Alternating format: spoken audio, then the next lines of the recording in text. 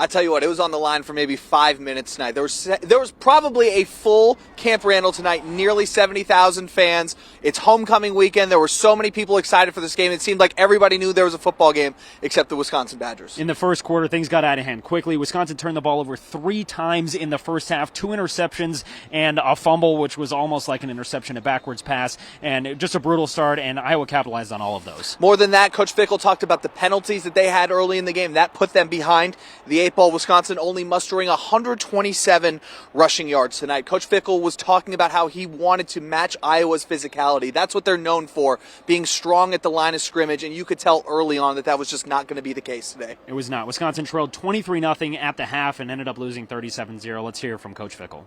That's as low as it can be, and I apologize. I apologize to our guys. To not be ready, to not have them ready. I'm dumbfounded in a lot of ways, but that's my job. And this is a game we've been talking about since January, and I've been doing a lot of things to make sure we were ready and prepared, and obviously we were not. I don't even know how to put it into words. To be honest with you, it's just frustrating. Just knowing everything that you worked on, all the time you spent on it, it doesn't translate. It's just frustrating, but we got to figure it out.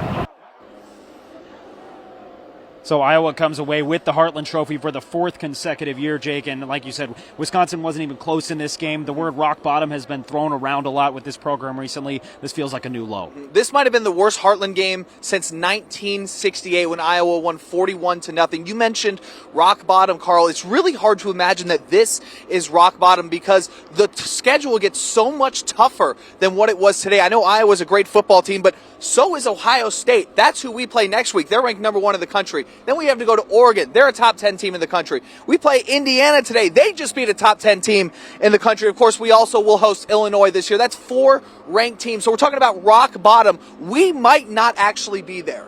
Yeah, unfortunately, things are just going to get more difficult for Wisconsin. They lose today 37-0, fall to 2-4 on the season. Let's talk baseball briefly. We already showed you the highlights. Let's show them to you again. That's what you want to hear about. The Brewers come away with the win. Something happy for Wisconsin sports fans. And they are headed to the NLCS, beating the Cubs today in Game 5 of the NLDS. And I'm sure it matters a lot more to Brewers fans because of who they did it against. Of course, the Cubs, the I-94 rivalry. Those regular season matchups are always heated. And for it to go 5 games like it did, really exciting for the Milwaukee Brewers fans. Absolutely, and they move on to the NLCS. They've got the Dodgers. First game coming up on Monday from AmFam Field. That's all for us here from Camp Randall Stadium. Brewers baseball continues next week.